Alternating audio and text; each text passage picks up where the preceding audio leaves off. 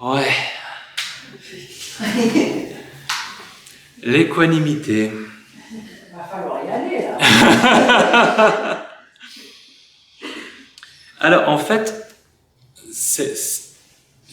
on va un peu se l'approprier collectivement, parce que moi, je vais me l'approprier aussi en même temps que vous. J'ai pas vraiment d'avance.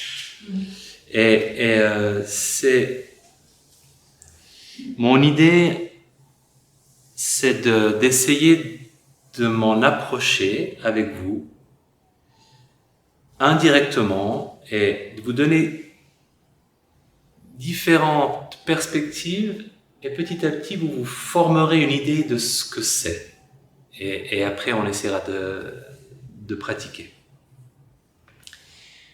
Il y a cette prière qui est célèbre chez les alcooliques anonymes, mais qui existait avant les alcooliques anonymes, mais je crois qu'eux l'ont popularisé parce qu'ils se la sont appropriés, qui, je paraphrase, mais « Offre-moi d'accepter avec sérénité ce que je ne peux pas changer. Donne-moi le courage de changer ce qui peut l'être et donne-moi la sagesse de faire la distinction entre les deux, entre ce qui est changeable et ce qui ne l'est pas. » J'ai mal paraphrasé la prière, mais en gros c'est ça l'idée. C'est une très jolie idée dans un contexte difficile où il y a des choses à accepter qu'on ne peut plus changer, et en même temps d'autres choses qu'on peut changer. Et pour les personnes qui sont sur un chemin de réhabilitation ou parfois de rédemption après une dépendance pendant plusieurs décennies à l'alcool, c'est une prière qui est très parlante. C'est une prière sur l'acceptation. Et un petit peu sur l'équanimité. Et il y a une citation aussi qui va dans la même direction de Michael J. Fox. Donc vous vous souvenez peut-être de Michael J. Fox, qui était un acteur de films de très grand budget, le plus célèbre étant Back to the Future.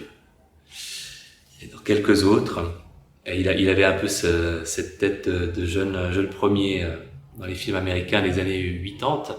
Et il a ensuite, je ne sais pas si c'est exactement la Parkinson ou une maladie proche de la Parkinson, il a développé une maladie neurodégénérative. Et on l'a vu dans des séries récemment jouer avec son handicap, finalement, en jouant le rôle de personnage qui avait le même handicap que lui. Et il a dû traverser cette phase de deuil, de révolte contre quelque chose qu'on ne contrôle pas et qui nous tombe dessus. Et c'est une citation de lui, donc après qu'il lui est arrivé tout ça. Et il y a une idée qui m'est venue il y a quelques années et que j'aime vraiment beaucoup.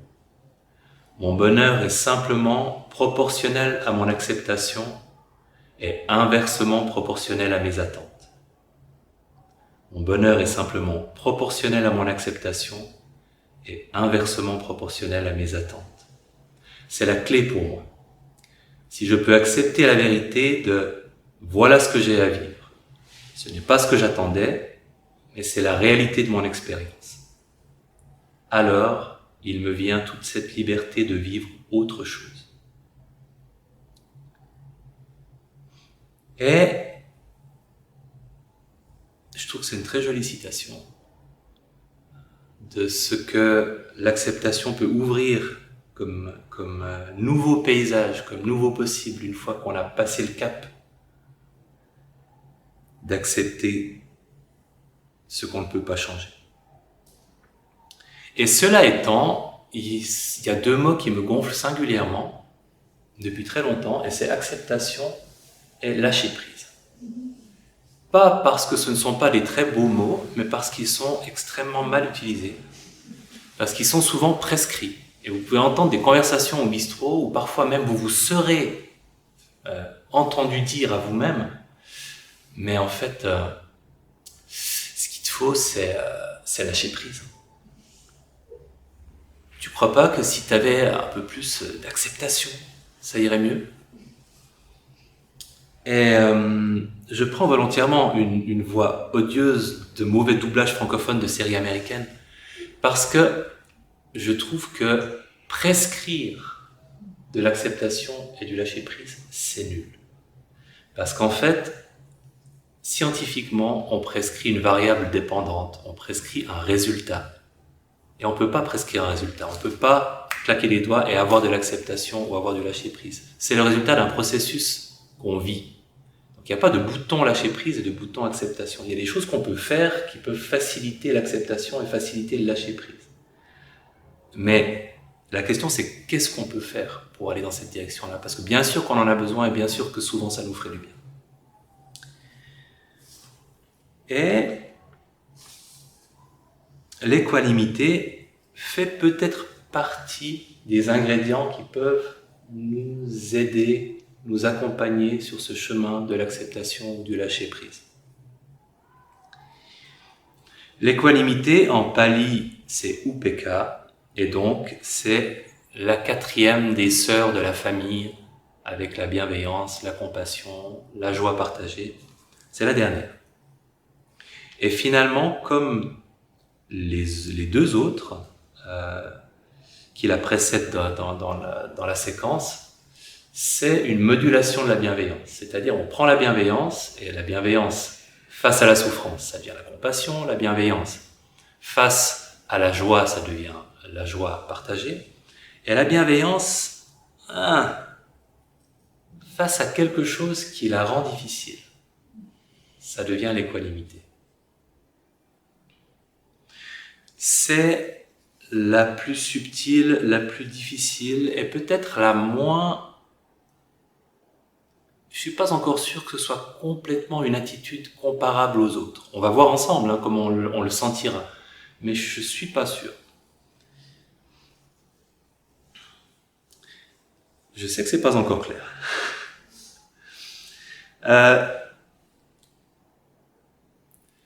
En fait, l'équanimité intervient quand notre bienveillance est rendue difficile par nos attentes. Parce qu'il y a des obstacles et qu'on a des attentes par rapport à ces obstacles. Peut-être que vous vous ferez une idée encore un peu plus nette du genre d'état d'esprit que c'est, du genre d'attitude que c'est, si je vous dis que on a les ennemis traditionnels, je vous en avais parlé à chaque fois pour les autres états, l'ennemi proche et l'ennemi lointain, donc on se rappelle que par exemple pour la bienveillance ou pour la compassion, pour la compassion, l'ennemi lointain c'était la cruauté, se réjouir de la souffrance d'autrui, et l'ennemi proche c'était plutôt une forme de pitié. Il y a toujours un état qui ressemble un petit peu mais qui n'est pas le même et un état qui est opposé. Pour l'équanimité, ça vous aidera peut-être un peu de savoir que l'ennemi lointain c'est un attachement à un certain résultat. Que ce soit marqué par l'envie de quelque chose ou le rejet, la colère contre quelque chose, c'est qu'on veut un certain résultat. Donc, c'est quand notre souhait devient aimerait que les choses se passent d'une certaine manière. Ça devient plus qu'un souhait. C'est plus de la pure bienveillance, c'est de la bienveillance avec attente d'un résultat. Et peut-être que ça vous aidera encore un peu de savoir que l'ennemi proche, c'est l'indifférence. C'est je m'en fous. Je lui souhaite d'être heureux, mais en même temps, je m'en fous. C'est l'indifférence. Je vais en venir aux exemples après. Donc en fait, mais on peut prendre un exemple très simple, c'est quelqu'un qui a une maladie très grave, il y a une limite à ce qu'on peut lui souhaiter. On peut peut-être pas lui souhaiter de guérir si on se doute que ça va pas arriver. Et à ce moment-là, on se retrouve avec une bienveillance qui peut nous rester un petit peu coincée dans la gorge. Parce qu'on lui souhaite quoi, la bonne santé, il l'aura pas, la meilleure santé. Et ça peut être un obstacle, en fait, à notre capacité à entrer dans cet état de bienveillance, de nous dire, mais en fait, c'est pas possible. Pas possible parce que le résultat que j'aimerais, il est inaccessible. Et donc, à quoi bon lui souhaiter quoi que ce soit? C'est là où une attente de résultat vient contrarier la bienveillance. Et l'idée de l'équanimité, c'est que dans cette situation où la bienveillance est difficile et où on pourrait choisir l'indifférence, choisir de ne pas s'engager dans la voie de la bienveillance, parce que c'est pas possible, il y a un mur, il y a le mur de la réalité qui se heurte à notre intention. On trouve moyen de moduler notre bienveillance pour pouvoir quand même souhaiter du bien à quelqu'un, malgré les obstacles qui se présentent. Donc ne pas laisser nos attentes et ne pas laisser les obstacles nous empêcher de souhaiter du bien à autrui et à soi-même. Il y a 3 formulations qui sont inspirées de la tradition et aussi des pratiques contemporaines des enseignants. Il y en a une qui est la plus bouddhiste des 3. Tous les êtres sont propriétaires et héritiers de leur karma. Ça veut dire, en gros, il y a des choses qui nous échappent. Il y a des lois qui dirigent ce qui arrive aux gens. Parfois, c'est leur propre comportement. Parfois, c'est juste la nature des choses, la nature de la réalité. Et c'est se rappeler de l'existence de ces lois. Et donc, d'aller dans l'acceptation, finalement. De se dire, oui, ce qui arrive à cette personne est très difficile et ça me révolte et j'aimerais que ce soit différent, mais les choses sont ainsi faites. Il y a une formulation que j'aime bien qui est « je peux, mais je ne peux pas », où on énonce ce qu'on peut souhaiter et ce qu'on ne peut pas espérer. Et une autre qui est simplement de dire « je me souhaite d'accepter ce que je ne peux pas changer ». Et pourquoi? C'est un état qui m'avait jamais particulièrement attiré. Je pense que vous comprenez pourquoi. Il n'est pas spécialement attirant. Il est un peu plus philosophique, un peu plus intellectuel peut-être, un peu moins tripal, en tout cas en apparence que les 3 autres. Et je me suis repenché sur cette attitude, sur cette qualité-là, récemment, à l'occasion de mon passage dans le Middle Age. Parce que le Middle Age est plein, j'en avais parlé un peu à Créberard, mais il est plein de ces situations un peu contrariantes. Alors, je vous donne quelques-unes de mes phrases qui me sont venues. Par exemple, je peux vouloir le bien de ma fille, mais je ne peux pas contrôler sa vie. Et quand on a une fille adolescente, et qu'on aimerait la rendre heureuse comme on pouvait le faire quand elle avait 3 ans et puis qu'il suffisait d'ouvrir les bras pour qu'elle n'ait plus de chagrin, on doit admettre qu'on peut être là pour elle, qu'on peut lui souhaiter le meilleur, mais on n'a plus ce pouvoir de papa tout-puissant de transformer une crise de chagrin en bonheur, parce qu'elle a sa propre vie intérieure et mon pouvoir devient très très très limité. C'est une application de cette attitude. Je peux toujours être là pour elle, mais je peux pas contrôler ce qui se passe dans sa tête et dans sa vie. J'ai perdu mon papa il y a un peu moins de 2 ans. Et il est parti très vite d'une maladie très grave. Et je me suis souvent dit, je peux être là pour toi, mais je ne peux pas t'empêcher de mourir. Et c'était pour moi précieux de me dire que je pouvais trouver un espace dans lequel je pouvais lui vouloir du bien, lui souhaiter du bien, manifester cette chaleur qu'on cherche dans la bienveillance, tout en acceptant les limites qui étaient posées par la réalité à ce que je pouvais espérer. Et c'est dans les moments où on peut se dire juste à quoi bon souhaiter quoi que ce soit dans cette situation désespérante et désespérée. Et l'équanimité est là pour dire, mais en fait tu peux. Accepte la part que tu ne peux pas changer et souhaite ce que tu peux souhaiter en prenant bien conscience des 2 choses. De ce que tu peux souhaiter, de ce que tu peux faire et de ce que tu ne peux pas faire. Et c'est la même chose dans la relation avec ce qui se passe dans le monde. On ne peut pas changer grand-chose dans ce qui se passe à Gaza. On peut souhaiter, on peut penser aux personnes qui souffrent de la guerre, on peut leur souhaiter le meilleur, mais on ne peut pas changer l'état du monde. On peut soi-même s'engager à ne jamais être violent envers qui que ce soit, mais on ne peut pas empêcher d'autres personnes ailleurs dans le monde de l'être.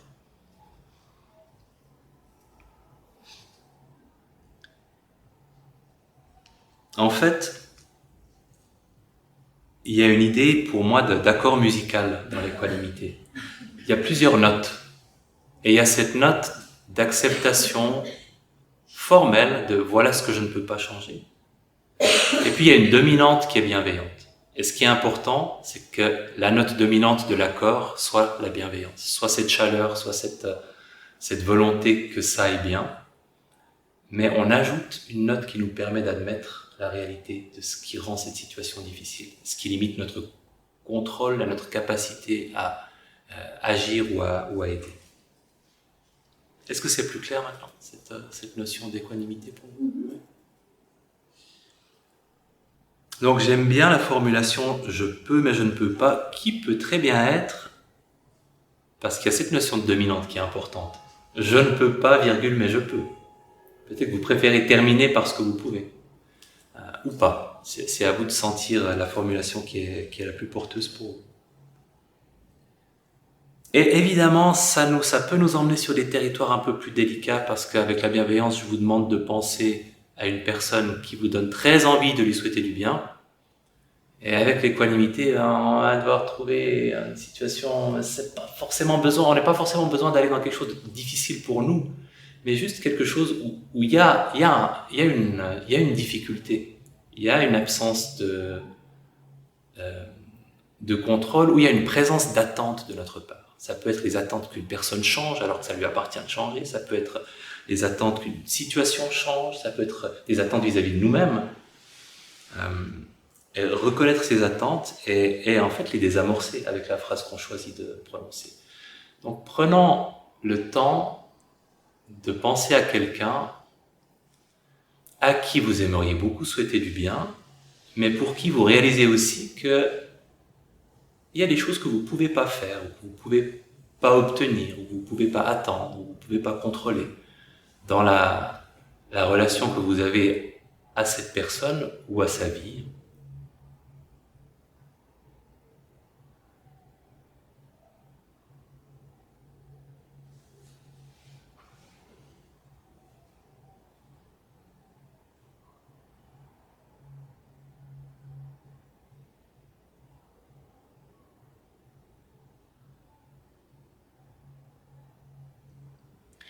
Et soyez gentil avec vous-même, c'est-à-dire que vous pouvez prendre une situation qui n'est pas forcément trop lourde à porter pour vous. Vous pouvez penser à des petites choses aussi, on n'est pas obligé de plonger. Avec l'exemple que je vous ai donné de la mort de mon père, je ne veux pas vous lancer sur une autoroute de lourdeur. Choisissez une situation où il y a cette ambivalence.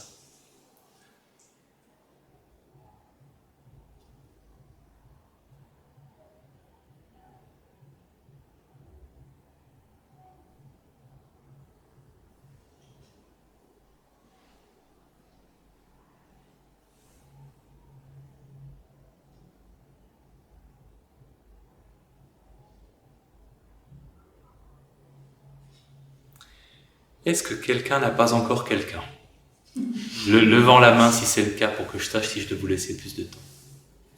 Ok. Et maintenant, la partie artisanale, de formuler une phrase et de réfléchir aussi à l'ordre des mots, parce que si vous choisissez cette formulation, ça peut être je me souhaite d'accepter ce que je ne peux pas changer, mais si vous choisissez cette formulation je peux mais je ne peux pas, ça peut être très intéressant de vous demander si vous préférez je ne peux pas mais je peux ou je peux mais je ne peux pas, pour que vous vous sentiez engagé dans la direction de la bienveillance.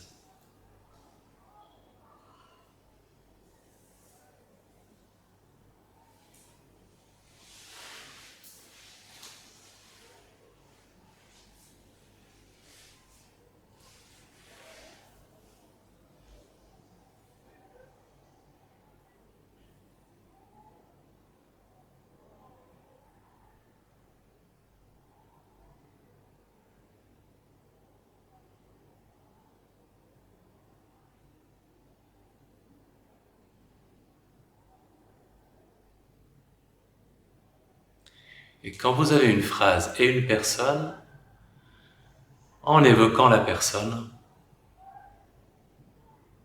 c'est-à-dire en la laissant être présente en l'imagination, vous pouvez imaginer qu'elle est là ou vous pouvez simplement penser à elle.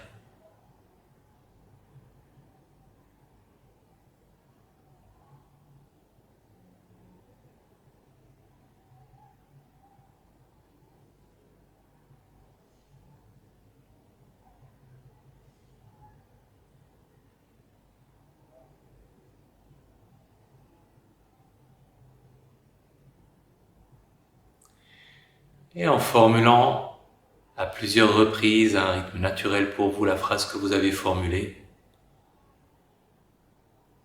en la prononçant intérieurement.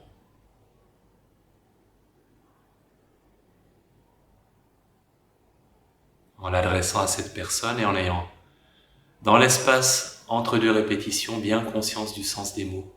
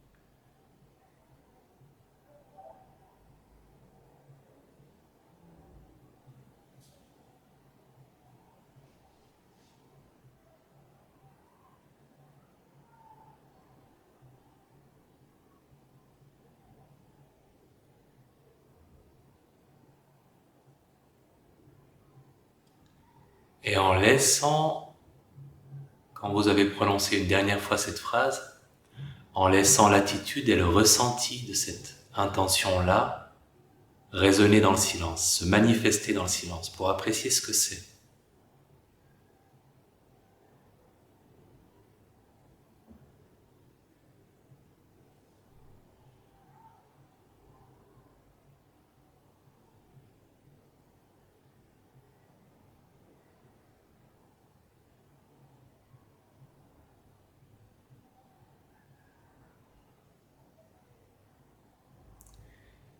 Comment est le ressenti de cette attitude-là pour vous?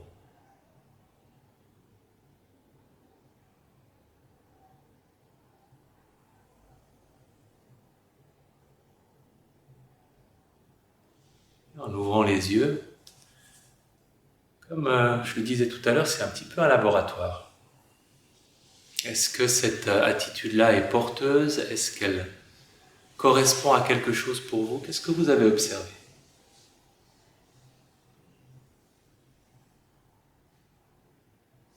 C'est plus difficile de ressentir la chose sans la phrase. Genre la phrase. Ouais, il y avait les deux, je peux pas, mais Et avec la phrase, il y avait... Il y avait, ouais. Donc, il y avait une presse. Moi, j'ai ressenti aussi, j'aurais pas ressenti le besoin de répéter la phrase pour de la bienveillance, mais là, j'ai ressenti le besoin de la répéter aussi. Ouais. D'autres observations? J'ai trouvé confortable d'accueillir une situation que je ne peux pas changer. J'ai ressenti le besoin de commencer par je ne peux pas et de finir par je peux pour apporter. Après le je ne peux pas apporter de la bienveillance. Mais pour finir sur cette rampe de lancement-là, en fait. Ouais, et finir sur le positif, en fait, et ce qui, à mon avis, domine. Oui. Une fois que j'ai accueilli ce que je ne peux pas changer chez cette personne, en l'occurrence, bah, voilà, le reste est plus important, finalement. Est-ce que tu as le sentiment que c'est plus facile, finalement, quand on a débroussaillé ce qu'on ne pouvait pas changer, de partir sur la bienveillance? Complètement, oui, tout à fait. Ouais. Donc là, ça plaide pour un « je ne peux pas, mais je peux ». Ah oui, clairement. D'autres observations? J'ai modifié la deuxième partie. Le je peux, il me dérangeait parce que il y avait une idée de pouvoir, enfin j'étais embrouillée avec ce truc. Et donc j'ai changé par je choisis. Ouais. J'ai trouvé beaucoup plus fluide. Et l'autre moitié, c'était l'autre moitié de la phrase? J'accepte de pas. Et je choisis. Oui, d'accord. C'est pas mal. Ça s'est passé. Et c'était aussi dans cet ordre-là, donc tu commençais par accepter et après tu choisissais. Je crois que j'ai beaucoup de choses, c'est quelque chose qui m'est très familier. Ouais. d'autres choses. Moi, j'étais pas dans les mots, j'étais que dans du ressenti physique. Et je m'aperçois que je le vis chaque jour, en fait, dans plein de situations. Et comme dit, c'était surtout le j'accepte et je transmette. Et puis rester sur l'agréable physiquement. Oui. Et c'est ça que je trouve qui rayonne le plus et qui fait que ça aide. Ouais, c'est vraiment d'avoir cette étape maintenant que j'ai accepté ça, je libère la bienveillance. Hein. C'est la même idée que j'entendais ici. Ok. Maintenant, oui. Intéressant. Moi, ça m'a libéré de la colère. Mhm. De voir que j'ai des attentes auxquelles on ne peut pas répondre, ou que l'autre ne peut pas répondre. Et du coup, ça me dégage de ça pour retourner. Et c'est exactement l'idée. Et dans l'ennemi lointain, il y a cette idée justement de colère, de tristesse ou d'envie liée au fait qu'on n'accepte pas une partie de la situation. C'est exactement ça. La déception. Oui, alors déception typique. Je pense qu'on a beaucoup dans les situations que vous avez évoquées, je pense que la déception était souvent pertinente comme risque, en fait, si on pense à quelqu'un. C'est pas mal, hein? Ensuite, physiquement, finalement, vous avez senti une différence par rapport à la bienveillance, ou ça dépend si justement après cette rampe de lancement vous retrouviez votre ressenti de bienveillance, ou si c'était quand même là un peu différent. Pour qui est-ce que c'était différent? Moi, c'était différent. En quoi c'était différent? Comme si c'était quelque chose qui était plus, c'est difficile de décrire, plus posé, plus avec une conscience du je ne peux pas, qui pose un peu les choses. Dans la bienveillance, pour moi, il y avait eu de la joie, et là, il y a une joie en parenthèse, comment dire. Un bien-être, une paix, mais qui n'est pas aussi pétillant comme ça. Une forme de maturité dans l'attitude. Avec tout ce que ça peut impliquer, on est moins dans le pétillant, on est dans quelque chose de... Ouais, très bien vu, Ouais. maturité. Voilà. Je pense que c'est l'aîné de la famille, équanimité. Je pense qu'il y a joie partagée, bienveillance, compassion, équanimité. C'est la plus grande sœur, celle qui est presque adulte. C'est pareil, ce que tu disais, que tu levais aussi la main pour montrer qu'il y a une différence. Moi, je trouve qu'il y a la possibilité d'une quiétude. C'est pas... Et puis en même temps, une négociation. Je veux pas... Donc j'étais dans cet équilibre pour l'instant. Mais j'entrevois quelque chose qui serait beaucoup plus posé. C'est plus personnellement tourné vers l'autre. Oui, parce que finalement, c'est notre perception de ce qui est des obstacles ou des limites qui est en jeu. Je pense que de nouveau, mais c'est ce que j'avais vu au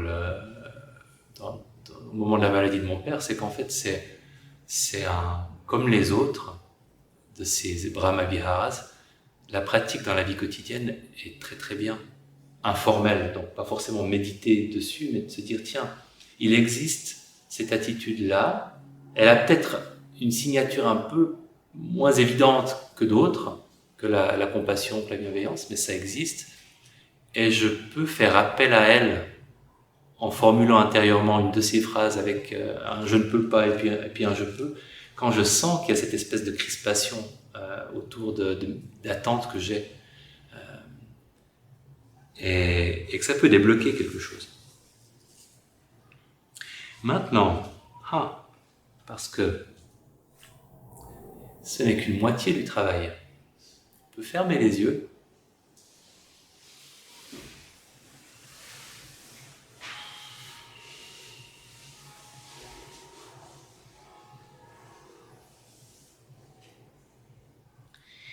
Et c'est l'équanimité tournée vers soi.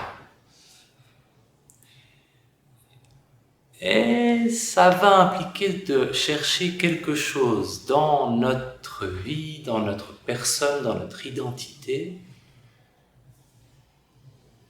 avec quoi on a le même genre d'obstacle. On peut changer certaines choses dans notre vie, dans notre comportement, et il y a d'autres choses qu'on ne peut pas changer. Il y a peut-être des domaines de notre vie où c'est particulièrement frappant. Et cette fois-ci, on ne va pas formuler quelque chose en relation avec d'autres personnes, mais plutôt en relation avec nous-mêmes, notre relation à nous-mêmes, aux attentes qu'on a par rapport à nous-mêmes, à l'exigence qu'on a. On se rappelle de l'origine de la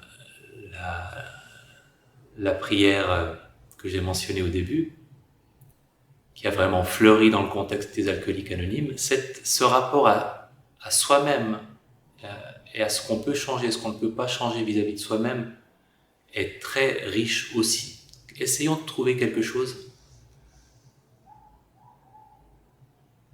sur quoi on puisse formuler une phrase d'équanimité vis-à-vis de nous-mêmes.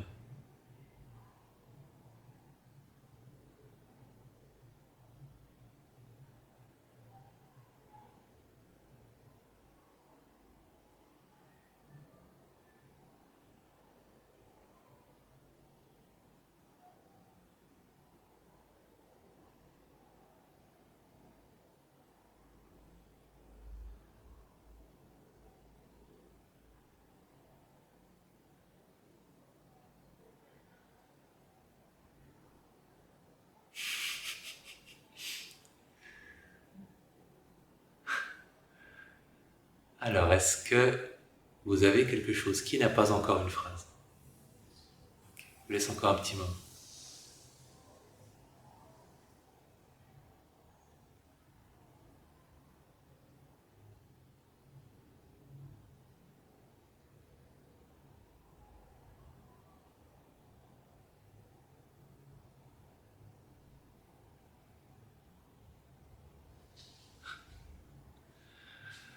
Ok. On essaye. Ma phrase est très bateau, mais je ne sais pas pourquoi elle me plaît quand même. Essayons. Essayons de penser d'abord, en fermant les yeux, à la situation qui a attiré notre attention, qui nous a inspiré cette formulation, en pensant à nous, imaginant le genre de scène, de situation où cette phrase pourrait s'appliquer pour nous.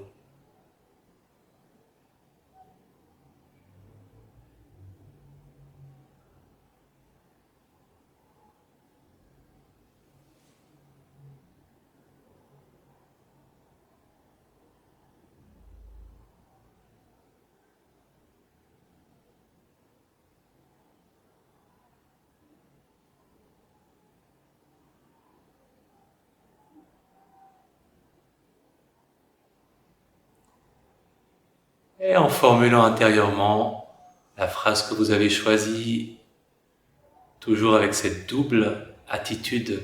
Quand vous prononcez la phrase, vous avez conscience de sa signification, et quand vous l'avez prononcée dans le silence entre deux répétitions, vous prenez conscience du ressenti de cette attitude, de comment elle se manifeste pour vous dans le silence.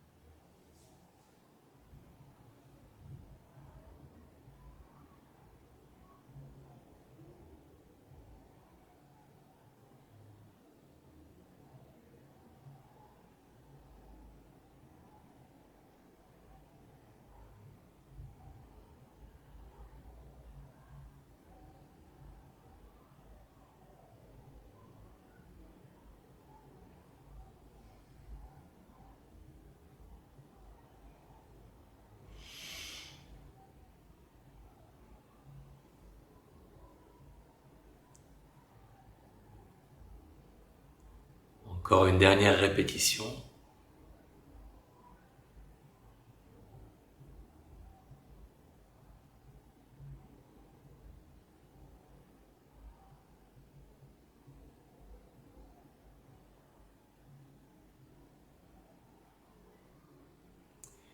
Et après la dernière répétition, prenant conscience de comment ça se manifeste pour vous dans le silence, si vous essayez de cultiver cette attitude silencieusement.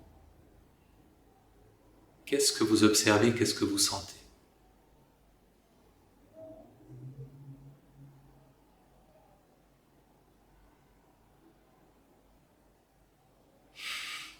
Ok.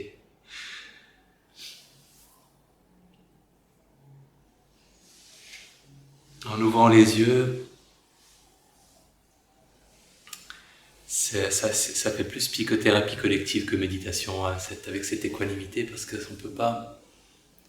Je pense qu'il faut vraiment s'approprier l'attitude avant de pouvoir en faire des plus longues méditations formelles. Donc, je voulais pas vous lancer sur quelque chose de trop long sans que vraiment vous sentiez ce que c'est. Et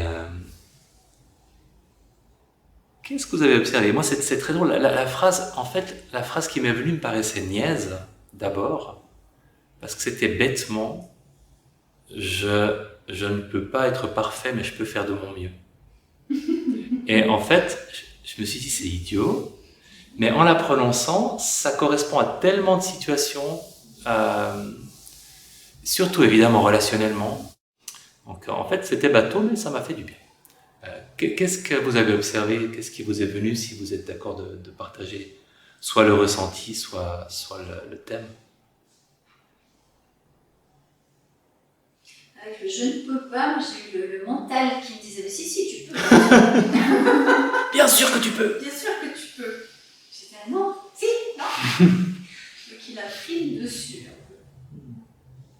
Est-ce que c'était le choix de ce que tu ne pouvais pas qui se prêtait à ça? Oui, je pense. Ouais. Mais là, j'ai ressenti le besoin de mettre la phrase dans l'autre sens. Oui. Et je suis partie sur un je choisis. Ça me paraissait plus accueillant aussi. Je choisis de. Ça me paraissait plus fluide. Et j'ai remplacé le mais par le et. Oui, on peut. Le mais a tendance à annuler la première partie de la phrase. Oui. Oui.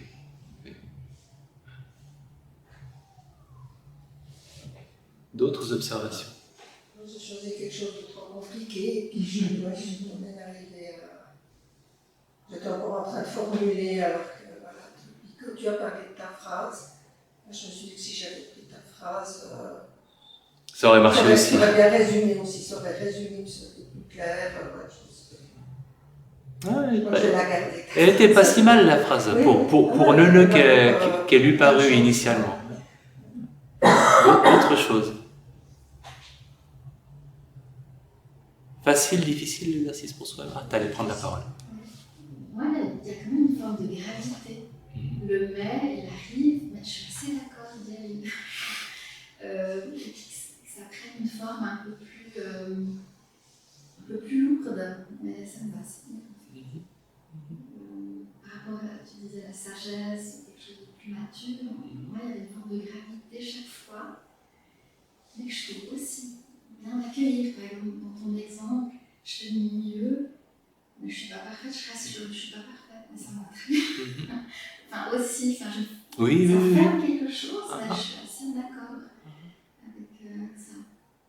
Je m'étais posé la question en marchant jusqu'à la salle, et je me disais, en fait, je pense que les deux peuvent me convenir suivant les moments. Je pense qu'il y a des moments où... Autre chose? Moi, j'arrivais pas avec le je ne peux pas. Ça s'est transformé en j'ai le droit. J'ai le droit de pas y arriver. Ouais, c'est la même idée. Ouais.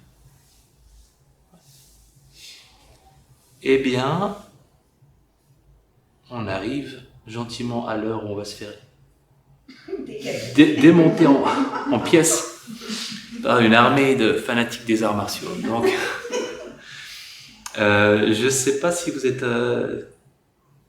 qui parmi vous est inscrit pour la prochaine? Je ne sais plus si c'est gratitude ou contentement, mais ce sera un truc... Je crois que c'est gratitude. Ah ouais, alors voilà. Ah, ce sera beaucoup plus sucré que l'équanimité. Merci pour cette soirée et à la prochaine fois. On retourne chez vous, bon vin chaud si vous y allez. Si on veut changer d'ambiance.